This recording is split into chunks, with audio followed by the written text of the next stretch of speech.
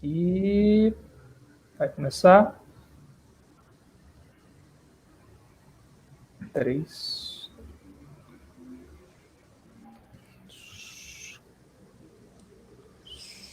Estamos com um pequeno delay e começou. Boa noite a todos. Estamos aqui fazendo nosso primeiro seminário sobre Direito de Família e Sucessões, webinar do Instituto dos Advogados de Minas Gerais. Hoje contamos com a presença ilustres do professor Gustavo Tepedino e, como palestrante, e a professora Sofia Rabelo, a professora Ana Carolina Brochado, como debatedoras. Eu passo a palavra à professora Sofia Rabelo para a condução dos trabalhos. Boa noite a todos. É com muita alegria que eu recebo um dos maiores civilistas do nosso país, professor Gustavo Tepedino, que vem inaugurar os trabalhos em 2020. O ciclo de palestras de Direito Civil iniciou em 2018, quando nós discutimos os 15 anos do Código Civil. Com uma boa aceitação e discussão da comunidade jurídica, nós continuamos em 2019 e 2020, com todo o contexto da pandemia, retomamos com o grande professor Tepedino, nos brindando com a primeira palestra do ano de 2020. Professor Gustavo Tepedino é titular da Universidade Estadual do Rio de Janeiro, a querida UERJ, um exemplo para todos nós. Professora Ana Carolina Brochado, tão querida, advogada, mestre, doutora pela UERJ, uma grande jurista, e hoje eu já passo imediatamente a palavra para o querido professor Gustavo Tepedino. Caríssimas professora Sofia Rabelo, professora Ana Carolina Brochado Teixeira, eu quero cumprimentar a todos e todas que nos escutam com muita alegria.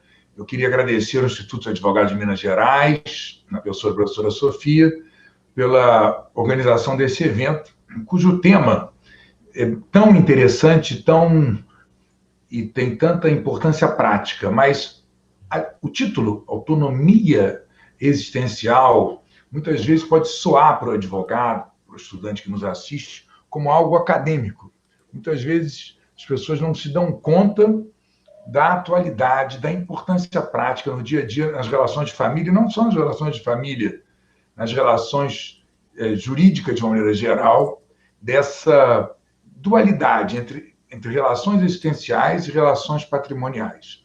A verdade é que toda a nossa ordem jurídica se organizou para a tutela das relações patrimoniais. Todo o arcabouço do Código de Negócio Jurídico, a teoria das invalidades, da capacidade, sempre levou em conta as relações patrimoniais. E no caso, especialmente do direito de família, mas em todos os campos do direito civil, nós temos uma série de relações existenciais para as quais, de alguma maneira, o nosso instrumental jurídico não é ainda adequado. E acaba-se interpretando ou dando soluções para relações existenciais, relações que têm valores que não são os patrimoniais, de uma maneira equivocada, porque se faz de uma maneira ao espelho e à luz de paradigmas da propriedade. No caso do direito de família, nós tínhamos tradicionalmente um direito de família fundado na proteção do casamento. E era um direito de família hierárquico, em que a prevalência do homem sobre a mulher e sobre os filhos ditava todo o tecido da disciplina jurídica pertinente. E tínhamos um direito de família em que, no âmbito do direito civil, era regulado especialmente o conjunto de relações patrimoniais, regime de bens, pacto antinupcial, o regime das capacidades e assim por diante. O que nós tivemos uma transformação profunda, especialmente a partir da Constituição da República, mas já desde antes do Estatuto da Mulher, casada, lei do divórcio e, posteriormente, com o novo Código Civil, uma profunda transformação que, capitaneada pelo artigo 226 da Constituição, protege a família como um núcleo de vida instrumental à felicidade, à realização das pessoas. E, portanto, trazendo no bojo dessa previsão normativa a necessidade de se proteger a pessoa, não apenas no que tange às suas relações patrimoniais, mas especialmente no que tange às suas relações existenciais. Diante disso, uma série de relações existenciais que, no fundo, sempre foram objeto de alguma pactuação, ainda que seja implícita, do namorado, do companheiro, do homem e da mulher, dos arranjos familiares os mais variados, sempre há uma combinação e uma vivência existencial em termos de lealdade, em termos de fidelidade, em termos de como cuidar, zelar por esta relação. E, de alguma maneira, toda essa teia de relações tão importantes, construídas em torno do afeto que move a relação afetiva existencial dentro da vida familiar, ficava um pouco fora do direito, porque não era regulada. E hoje, justamente a partir dos valores constitucionais, se procura identificar qual é a melhor forma de proteger as pessoas para além da própria proteção patrimonial. Eu chamo a atenção, a esse respeito, para dois artigos muito importantes do Código Civil, que muitas vezes eram, diria, até negligenciados. O 1511, para o qual a professora Ana Carolina foi a primeira a me chamar a atenção, logo na promulgação do Código Civil, pelo qual o casamento estabelece uma comunhão plena de vida, com base na igualdade de direitos e deveres dos cônjuges. Vai lhe dizer, se todos os vários arranjos familiares, mesmo fora do casamento, se baseiam, em grande parte, por analogia em normas do Código Civil, esse preceito deveria servir de guia, comunhão plena de vida. Ou seja, era como a dizer, os arranjos familiares podem ser os mais variados, mas se nós queremos ter uma construção de família, a comunhão plena de vida é um indicador muito importante. E o 1513, segundo o qual é defeso a qualquer pessoa, direito público ou privado, interferir na comunhão de vida instituída pela família. Vale dizer, o Estado não deve interferir, senão para preservar os valores fundamentais da dignidade da pessoa humana, da igualdade, da democracia. Mas o planejamento familiar é dado àqueles participantes do núcleo familiar. E aqui nós temos, então, a necessidade de estabelecer com autonomia, não é do grego autonomia, é a norma, nomia, auto, criada pelas próprias partes, não só patrimonial, mas também especialmente existencial. Como se revela essa comunhão de vida, como se desdobra esse arranjo familiar a partir da própria autonomia dos seus membros. Eu chamo a atenção, então, para aquilo que, mais uma vez, a professora Ana Carolina, num texto muito bonito que escreveu com o professor Carlos Conte, chamam de situações dúplices. A família, ela suscita o tempo todo, e as relações de família, situações que são a um tempo patrimonial e outra existencial. Se nós tomarmos, por exemplo, o tradicional pacto antinupcial. Pacto antinupcial, que é aquele pacto adjeto ao casamento, pelo qual se estabelece, tradicionalmente estabeleciam relações patrimoniais. Poucas pessoas faziam o pacto antinupcial. Entretanto, esse pacto antinupcial pode comportar também certas regras de conduta que os participantes da família podem querer estabelecer, associado à fidelidade, associado à forma de vida. Discutiu-se a esse respeito até vários casos extremos, como no caso da Jackie Onassis, ex-Kennedy, ou da Catherine Zeta-Jones com o Michael Douglas, não é? Em que estabeleceram valores em dólares. Veja um patrimônio ligado a relações existenciais. Por cada ano que ficassem juntos, estabeleceram que se o Michael Douglas traísse, teria uma multa altíssima. E não é que ele traiu e teve que pagar essa multa altíssima de 13 milhões, não sei, de dólares, e aí se discutia, mas isso afinal é puramente patrimonial? É possível patrimonializar a família? Então, o que se percebe? Que há, na verdade, uma mistura nas relações familiares de questões que são patrimoniais, regime de bens, e questões que são absolutamente ligadas à autonomia.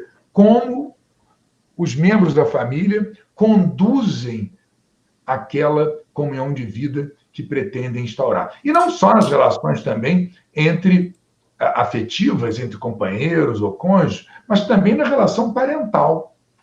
Toda a relação parental, toda a autoridade parental foi constituída no direito civil à luz de um regime de capacidade, pelo qual o menor é incapaz, à luz da administração do patrimônio do menor, que é feita por quem é titular da autoridade parental, mas há um núcleo muito vigoroso de relações existenciais para as quais não havia uma regra específica.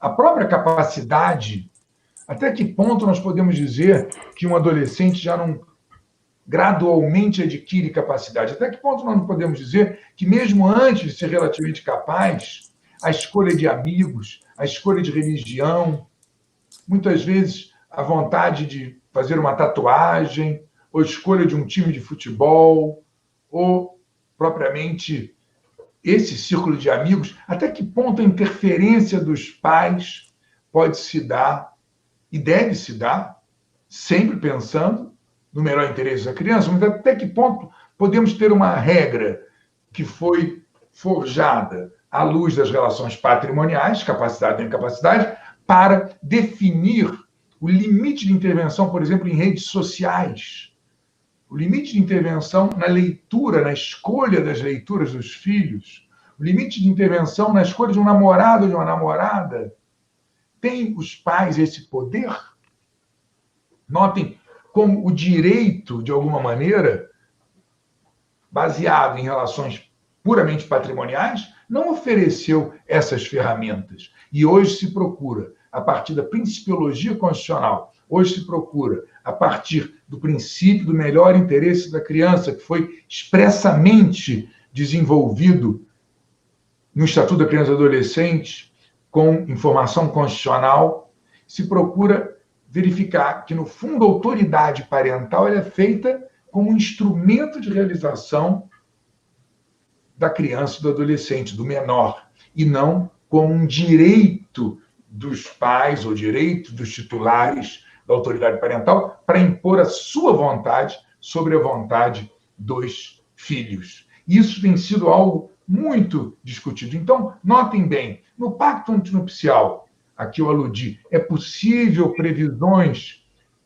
e regulações não patrimoniais? Hoje tem se admitido que sim, hoje tem se admitido que é possível, porque se o Código Civil previu a existência de um pacto para firmar aspectos patrimoniais, por que não também dar o direito à liberdade do planejamento, que é a luz de 1513 do Código Civil e a Constituição da República no 226, para os membros da família estabelecerem as próprias regras de convivência afetiva e existenciais.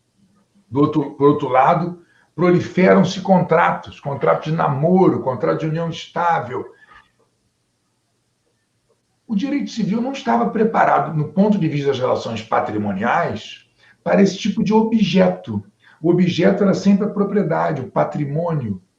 E hoje tem se admitido como válido. Há até a grande discussão que chegou ao Conselho da Justiça e ao CNJ, que foi a discussão acerca do chamado poliamor, em que 3 pessoas assinaram um pacto de convivência estabelecendo como seria aquele arranjo familiar, ao invés de 2 pessoas. Então, notem que há uma proliferação de de documentos, de negócios, que não tem a sua ênfase nas relações patrimoniais. Então, a autonomia existencial, ela deve ser cada vez mais garantida como expressão da liberdade, como expressão da liberdade que é reconhecida e promovida pela Constituição da República. E, de alguma maneira, os nossos instrumentos das relações patrimoniais não podem guiar, seja a licitude do objeto, como se relação patrimonial fosse, seja o regime de capacidade, já que o maior ou menor de idade, ele se revela fundamental para relações patrimoniais, mas é preciso que haja um gradual empoderamento dos filhos na medida em que se desenvolve a sua própria educação. E eu chamo a atenção ainda para essa abertura do olhar do jurista para as relações existenciais, para alguns outros aspectos práticos de muita importância.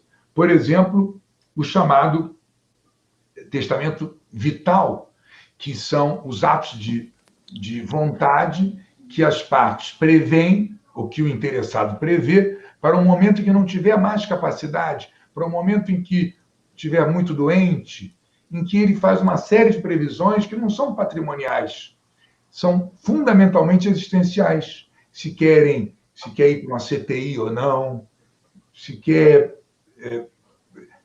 se submeter a determinados tratamentos ou não, quem que ele gostaria que cuidasse das coisas dele, quem que gostaria que cuidasse dele, onde ele gostaria de ficar esse interessado, essa pessoa, onde gostaria de ficar caso venha se tornar incapaz ou sem discernimento.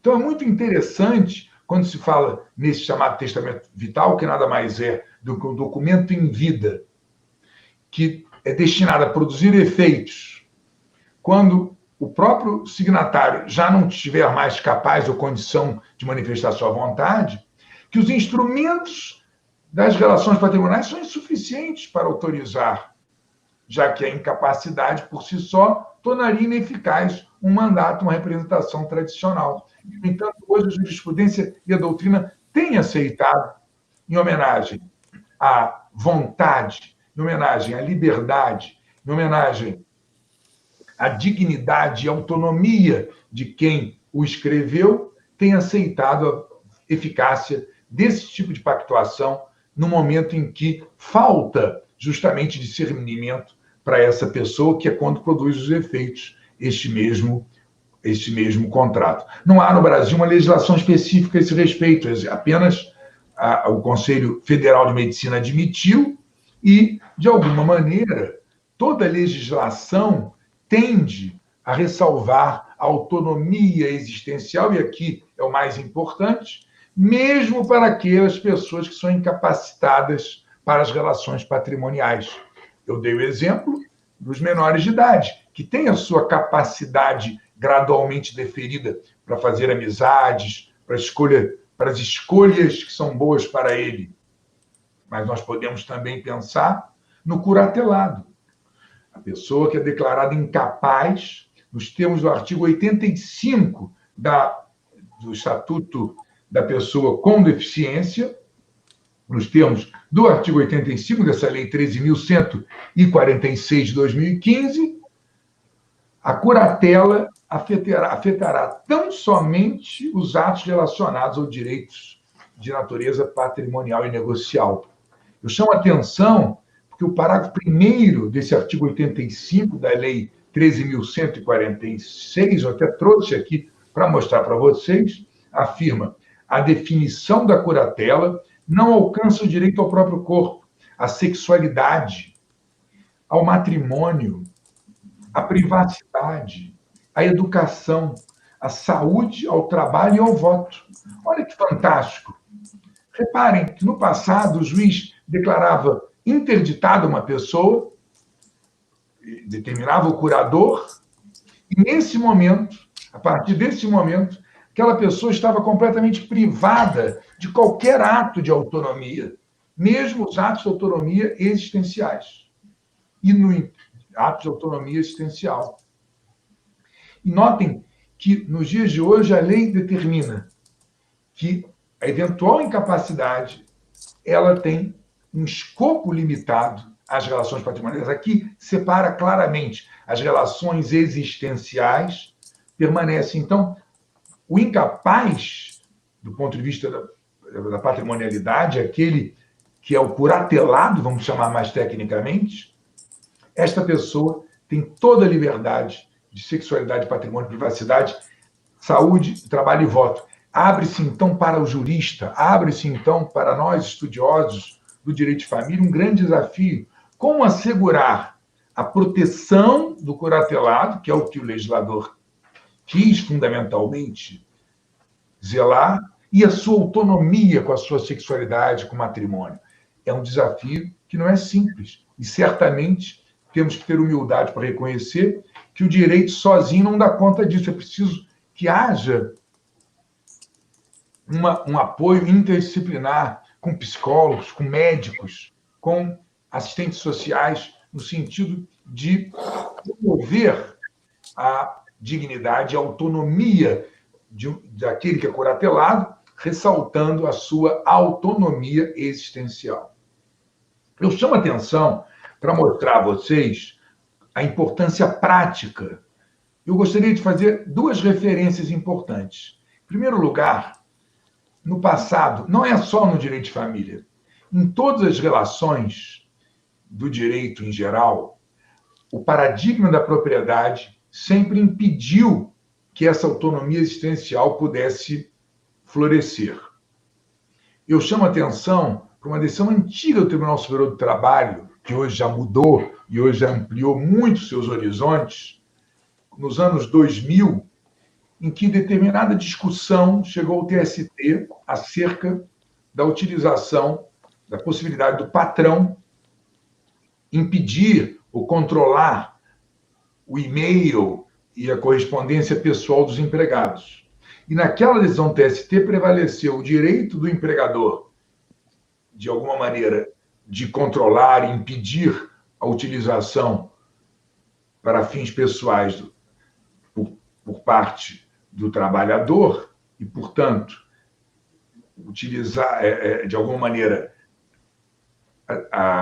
a interferência do empregador sobre os dados pessoais do empregado, ao argumento de que era o empregador o dono do equipamento de informática, o dono da rede. Notem, portanto, como a argumentação não era a argumentação correta. A discussão era se havia ou não privacidade, se a privacidade do empregado deveria ser resguardada. E a decisão acabou descambando para a problemática da propriedade. Nos Estados Unidos, houve vários casos importantes. Em 2012, houve um caso importante em que uma grande atuação de uma quadrilha de narcotráfico foi desvendada e a matéria chegou à Suprema Corte, o pedido da nulidade de todas as provas, ao argumento de que o GPS, que foi colocado pela polícia por ordem judicial, teria, de alguma maneira, constituído uma ilicitude ou não. E, por incrível que pareça, a Suprema Corte decidiu que as provas eram ilícitas, mesmo tendo sido autorizada pelo Poder Judiciário, e impediu toda essa operação extraordinária para desvendar o tráfico de drogas, ao argumento de que a polícia colocou o GPS no carro do bandido, naquele espaço que nos Estados Unidos tem na frente das casas para parar o carro, que é considerado propriedade do próprio morador. Então, a Suprema Corte Americana, baseada no Trespass Act, o TEST, que é o teste para ver se há invasão da propriedade, invalidou as provas.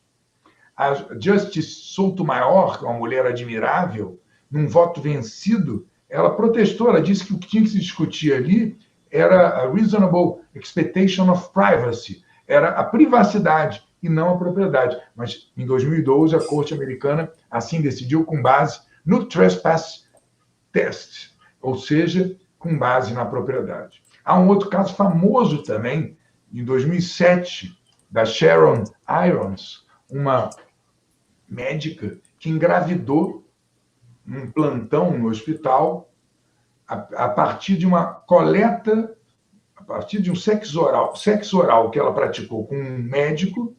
Ela coletou aquele material, o sêmen, e fez uma autoinseminação e engravidou.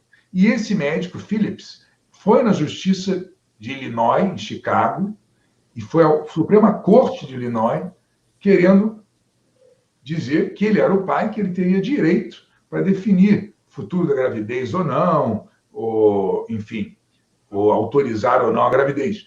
A Corte impediu, não deu legitimidade a esse senhor, ao argumento de que, com a transferência do sêmen para a Sharon Irons, haveria ali um contrato de doação ou um contrato de depósito sem cláusula que garantisse a ele a devolução. Portanto, tirou a legitimidade dele ao argumento de que ele não era o proprietário a partir do momento da transferência do material genético para a Sharon Irons. Notem como tem importância prática essa inversão da lógica existencial a partir da patrimonial.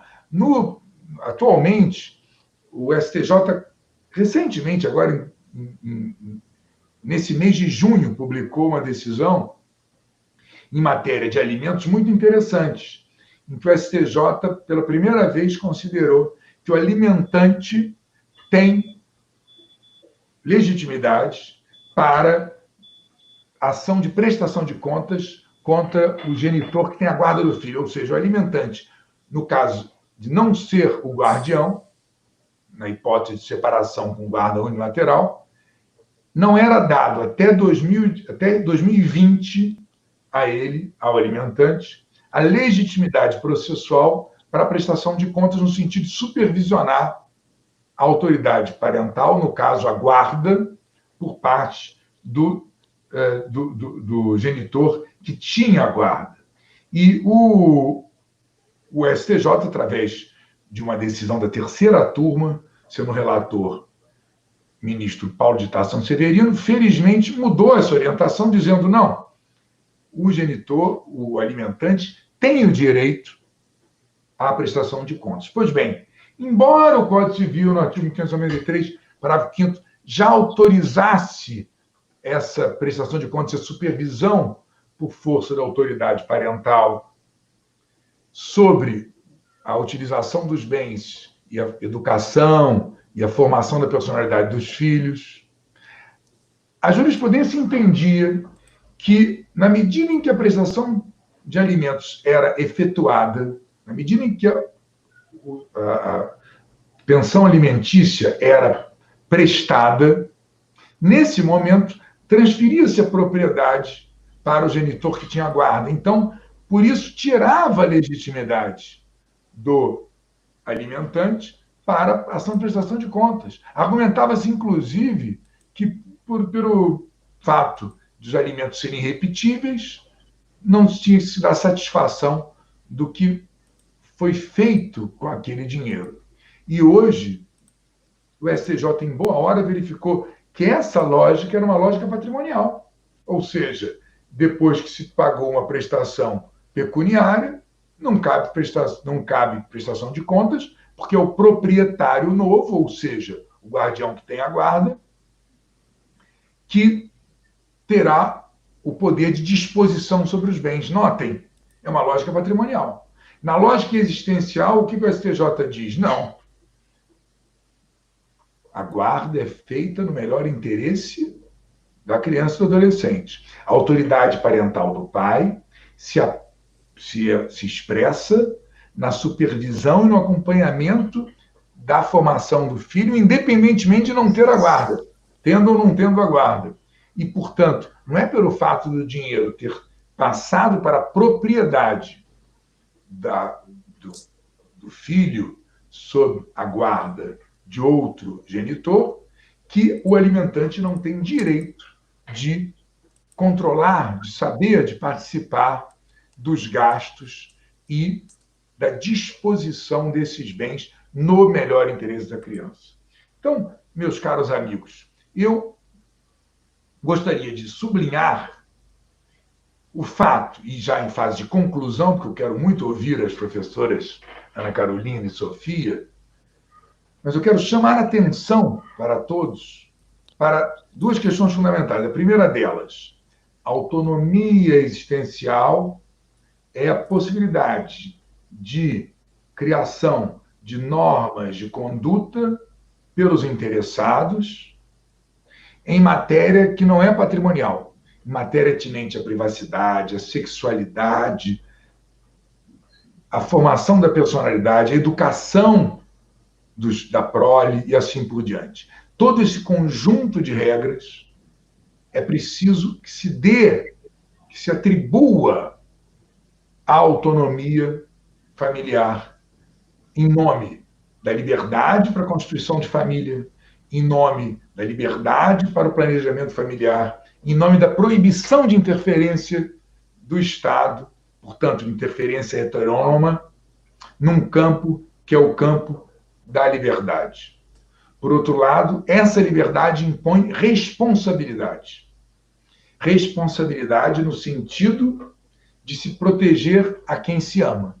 Se há uma liberdade ampla para a constituição de vínculos familiares, é preciso zelar, é preciso cuidar, é preciso que a toda liberdade corresponde um dever de respeito, de igualdade, um dever de promoção da personalidade de quem se ama, especialmente as relações afetivas, conjugais, de companheirismo, dos arranjos familiares e nas relações parentais em relação aos filhos.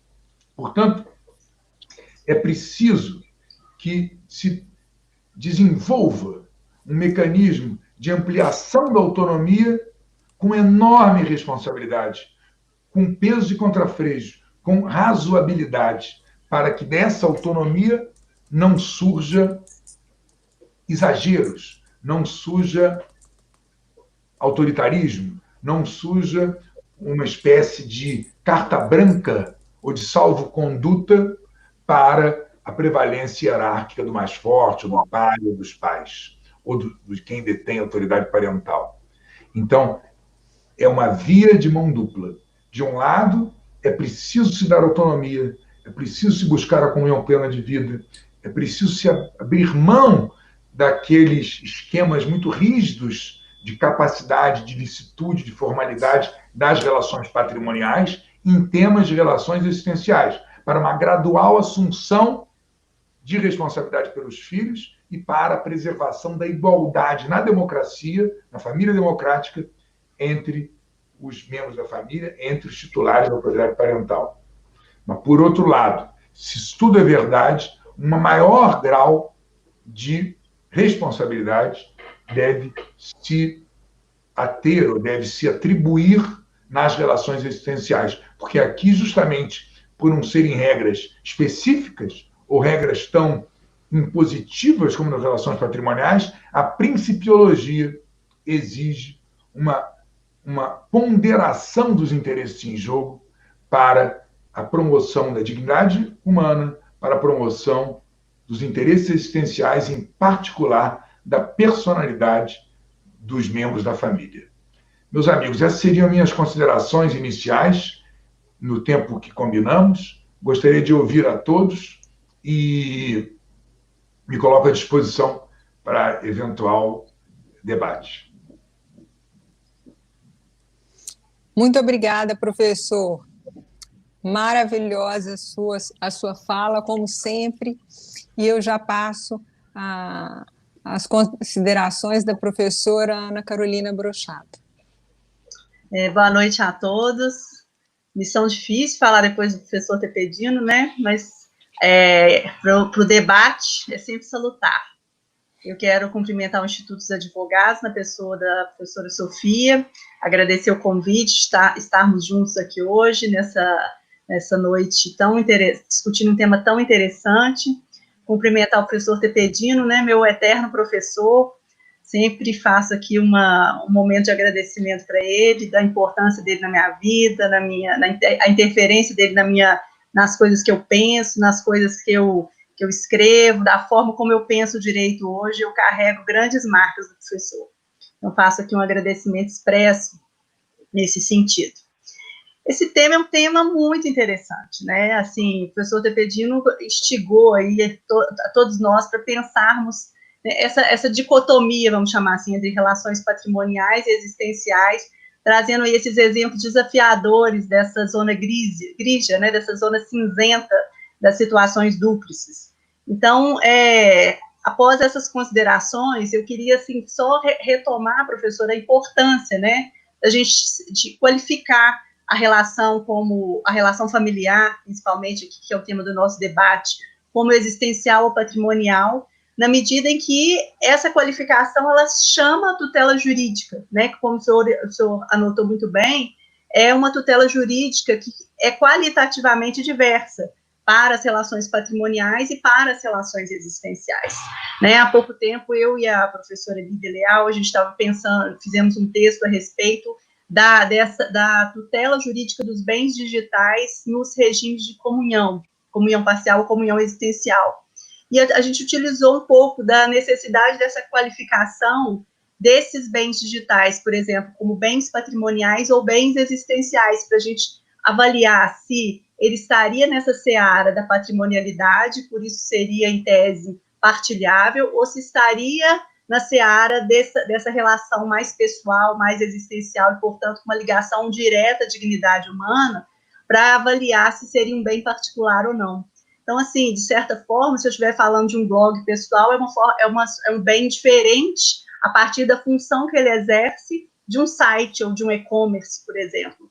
Então, essa qualificação e essa diferenciação das situações, exatamente em função do tipo de tutela jurídica que ela reclama para poder, né, qualificá-la e, assim, dar solução para aquela controvérsia, é importantíssima, né, por essa divisão aí, por essas reflexões que o professor Tepedino nos trouxe hoje, com inúmeros exemplos práticos que realmente elucidaram bastante a importância dessa divisão, dessa qualificação, não é nem divisão, dessa qualificação diferenciada.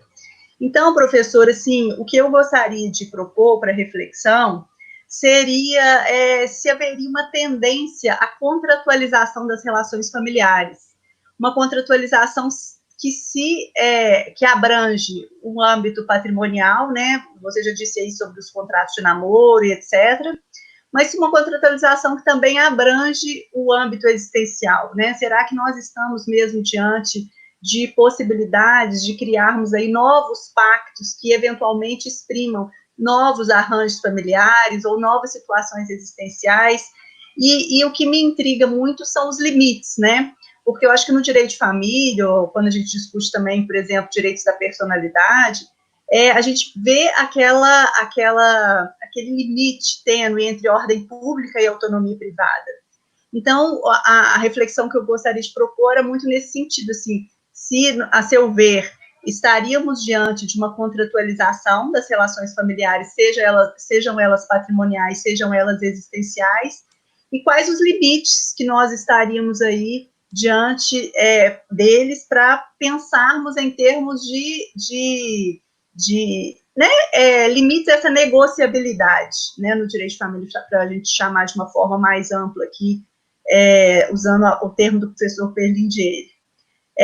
No mais, eu acho que é muito isso, eu estou aqui muito mais para debater esse tema, e eu acho que é muito interessante, e queria te ouvir também a respeito da aplicação dessa dicotomia, ou dessa qualificação entre bens patrimoniais e existenciais, em relação a esses novos bens, aos bens digitais aí, no âmbito dessa rápida reflexão aqui que eu fiz, qual que seria a sua opinião a respeito desse tema? Mas agradeço muito e creio que Sofia incrementará mais ainda o debate para que nós possamos depois ouvir as reflexões do professor. Muito obrigada. Professora Ana Carolina, muito obrigado. As suas as questões são instigantes, eu queria ouvi-las sobre isso, sim, porque não tem uma resposta naturalmente para questões tão, eu acho, tão atuais e tão sujeitas ainda a uma mutabilidade. Em relação à contratualização, o professor Francesco Prosperi, há 50 anos atrás, se referia a um gusto del paradosso, né? Um gosto pelo paradoxo, que todo mundo criticava o casamento e acabam fazendo arranjos familiares aos moldes do casamento. E assim também, de alguma maneira, a gente poderia dizer nas questões existenciais. Porque sempre houve, implícito ou não, arranjo existencial. Estilo de vida, cumplicidades, sexualidade. Sempre foi algo chamado discussão de relação, né? É a relação que vai sendo estabelecida entre as pessoas. Mas a contratualização, no fundo, é uma busca de um patamar que normalmente é feito para a segurança patrimonial em favor de aspectos existenciais que, de alguma maneira, são sujeitos sempre a alterações, rebus sic stantibus, são sujeitos à própria contradição das pessoas. Até que ponto existe um dever de coerência, por exemplo? Ninguém pode cobrar de uma outra pessoa, você não tem direito disso, namorado de sua namorada. Você não tem direito de me tratar assim. Então, notem que, do ponto de vista das relações existenciais, nem sempre a contratualização atenderá ao desiderato, nem sempre se resolverá. Então, no fundo, uma busca de uma proteção, de uma bandeira conhecida para um mundo que é um mundo nem sempre previsível nas relações existenciais. Então, quando nós falamos de privacidade, existe uma necessidade de contratualização, porque tem aspectos que podem ser protegidos. Mas em relação a parental, já seria difícil pensarmos assim. Relações de namoro de não estável, em parte, há uma produção de efeitos, particularmente no que tange às relações patrimoniais. Mas em relação especificamente existencial, eu não sei até que ponto a chamada contratualização resolve ou tem uma eficácia, se não uma eficácia simbólica. Talvez essa seja importante também. Então, o fato das relações de família serem dúplices, talvez leve a esta contratualização, assim como o fato de se buscar, ou de se buscarem símbolos para os pactos, não é? Pacto de sangue, pacto de amor, pacto afetivo. Mas nós não temos garantias como temos nas relações patrimoniais, não é? A combinação aqui, muitas vezes, é muito mais uma combinação simbólica do que propriamente uma combinação que possa ser exigível com a coercitividade ou com os mecanismos próprios das relações patrimoniais. Se nós tomarmos, por exemplo, a questão do testamento vital, não podemos chamar de uma contratualização. Mas, no fundo, as pessoas querem botar por escrito. Então, assim, eu diria, professora Ana Carolina, gostaria muito de ouvi-la, porque eu diria que, no que tange a chamada contratualização como lato sensu, como essa sujeição a declarações de vontade, talvez seja o ser humano que precisa de ter símbolos e talvez seja uma proteção de aspectos até patrimoniais de algumas dessas combinações. Mas, do ponto de vista estricto sensu de contrato, seria o negócio jurídico próprio para relações patrimoniais. Então, não sei até que ponto nós teríamos atingido os objetivos pretendidos pela declaração de vontade. E com relação aos novos bens, é muito instigante. Eu diria que toda essa pleiade de novas tecnologias trazem, ao mesmo tempo, questões patrimoniais existenciais. Muitas vezes, quando nós vamos ver hoje no Google, vamos ver garantias de privacidade com agressões, muitas vezes nós verificamos uma prevalência do interesse econômico do mercado, prevalência de interesses econômicos sobre as relações existenciais. Mas eu acho que aqui o segredo seria, em todas essas tecnologias, separarmos o que é existencial do que é patrimonial. Patrimonial, os contratos protegem, e, de alguma maneira, a alienação protege, a venda protege, nós já temos instrumentos patrimoniais, mas os princípios constitucionais devem prevalecer protegendo a pessoa. Vejam a Lei Geral de Proteção dos Dados. É preciso que se tenha presente que, quando se transferem dados, nós não podemos tratá-los como ativos dessas companhias, e sim como mailings, ou material que veicula aspectos importantes da personalidade. E aí a proteção tem que ser absoluta, tem que ser prevalente, tem que ser a proteção da dignidade humana. Essas são as minhas considerações. Se vocês quiserem complementar, será um prazer ouvi-las. Excelente, obrigada. Quer complementar? Não, é isso mesmo. Acho que esse tema é um tema realmente desafiador, na medida assim, né, que a gente pensa como contratualizar relações existenciais, né? A partir do momento em que, né, fazendo uma menção aqui à Rose, professora Rose Meirelles Venceslau, que tem um livro muito interessante sobre autonomia existencial, que traça ali alguns princípios que são muito interessantes para nortear essas relações existenciais. Então, por exemplo, o direito de arrependimento estaria inerente a essas situações existenciais, ou seja, é uma principiologia diversa, né, que guia a autonomia existencial para a autonomia patrimonial. Por isso, a importância dessa qualificação. E aí, nesse sentido, é que eu penso como você, ou seja, assim, pensarmos em um enquadramento das relações existenciais sob o viés contratualizante, é um viés limitador da dignidade da pessoa humana. Então, eu acho que é isso mesmo, concordo. Obrigada. Professor, é difícil acordar do professor, né? É difícil falar depois dele, é difícil não lembrar dos textos dele, o fim da conjugalidade e a culpa.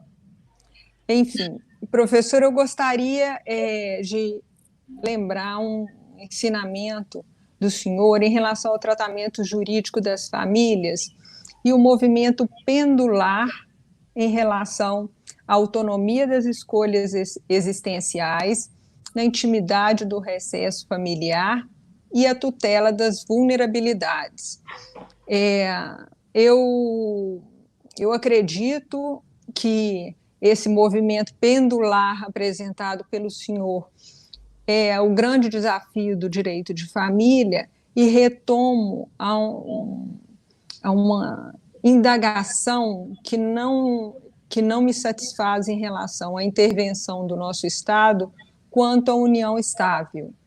Como nós poderíamos proteger aqueles que vivem em união estável sem que se torne um casamento ex officio, já que muitas vezes nós temos um movimento jurisprudencial em um tratamento dito como igualitário, mas afasta de forma escancarada a autonomia das pessoas quando optam por uma união estável. E aí nós temos o direito sucessório, a legítima e tantas outras consequências de ordem econômica e empresarial.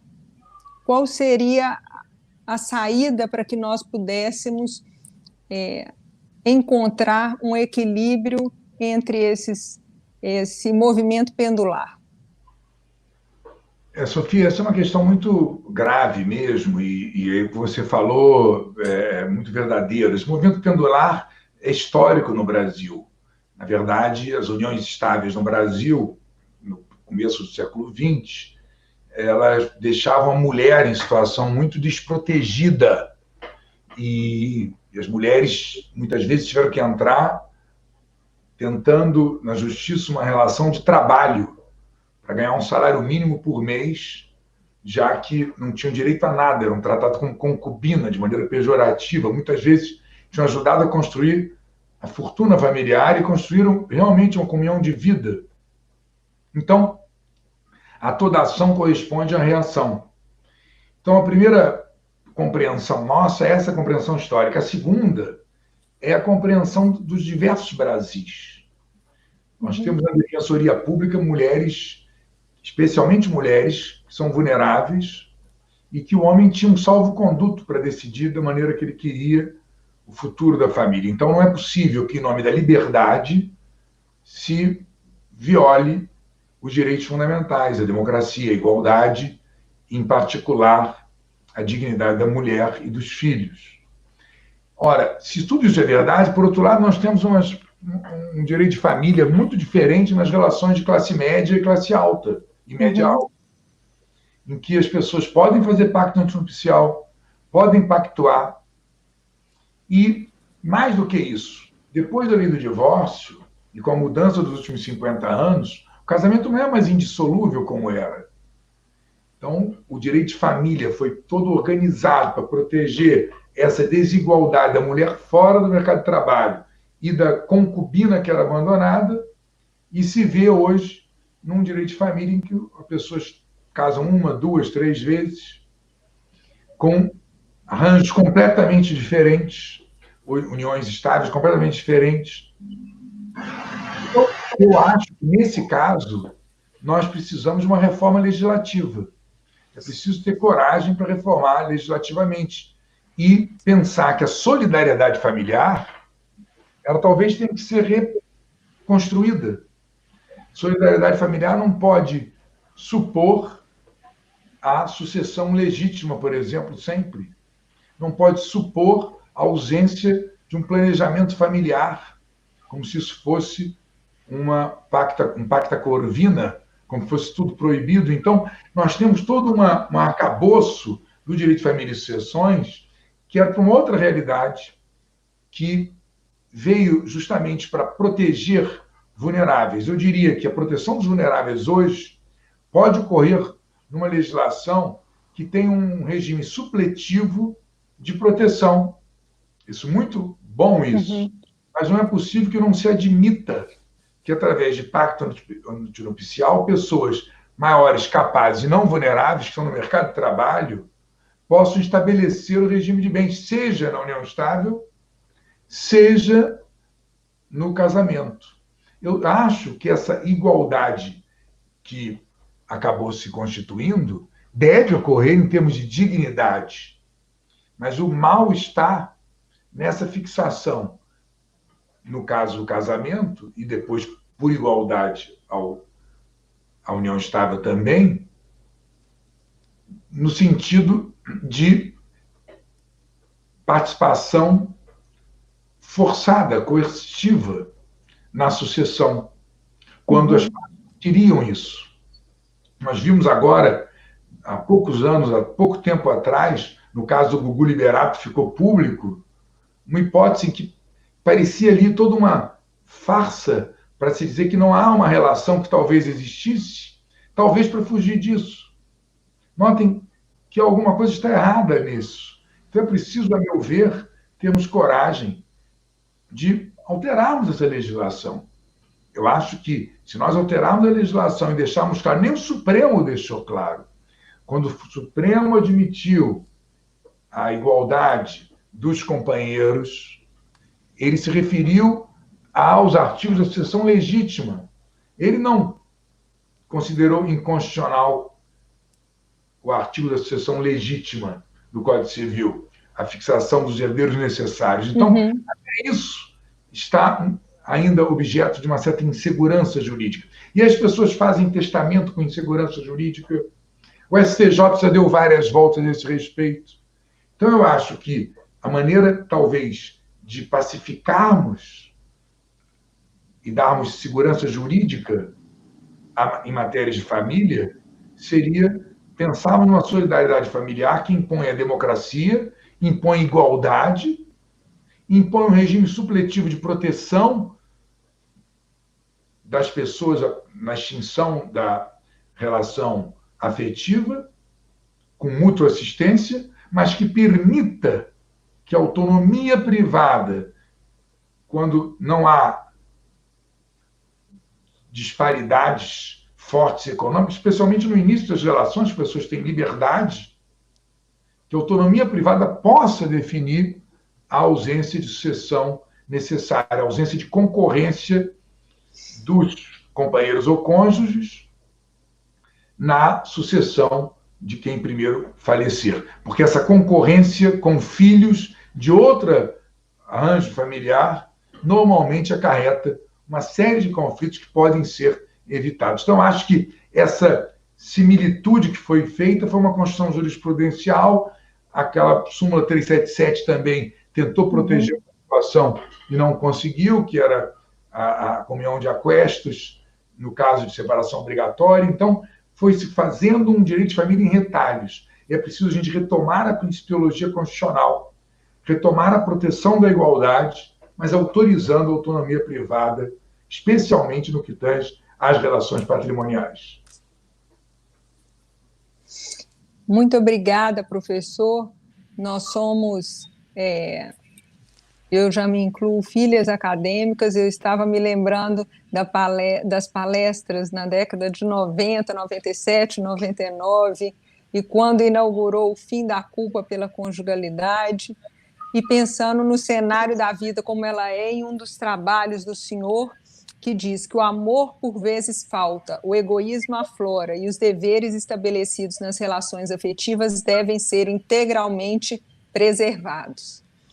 Eu não tenho como agradecer a generosidade do senhor conosco, com o Instituto dos Advogados de Minas Gerais, com a abertura e recepção de todos os conhecimentos do direito civil, sempre nos impulsionando a ir além. Eu acho que isso é o maior legado de toda uma geração formada pelo senhor. Agradeço, acho que nós somos privilegiados por poder ter esse impulso e continuar com o ciclo de palestras inaugurados pelo nosso mestre. Muito obrigada, professora Ana Carolina. Você, filha acadêmica, DNA, Gustavo Tepedino, está nos orgulhando muito, mundo afora, e eu estou muito feliz e me sinto afortunada de tê-los nesse momento tão tenso que nós vivemos, mas o que eu disse outro dia para a professora Ana Carolina, se o encontro é virtual, o afeto é real e o aprendizado é escancaradamente generoso. Muito obrigada a vocês. Pessoal, nós que agradecemos. Muito obrigado, foi uma honra e um privilégio dialogar com vocês. Agradeço a todos que nos assistiram e a todos que nos apoiaram aí na operação virtual pelo IAB, todos os funcionários e colegas que permitiram esse evento. Muito obrigado. Também agradeço. Boa noite, muito obrigada. Desculpa eu te interromper, professor. Não, eu só agradecer mesmo, te agradecer novamente, agradecer ao Instituto e agradecer ao professor, né, a oportunidade de sempre aprender com ele. Muito obrigada. Muito obrigada. Continuaremos juntos. Muito obrigado. Boa noite. Boa noite.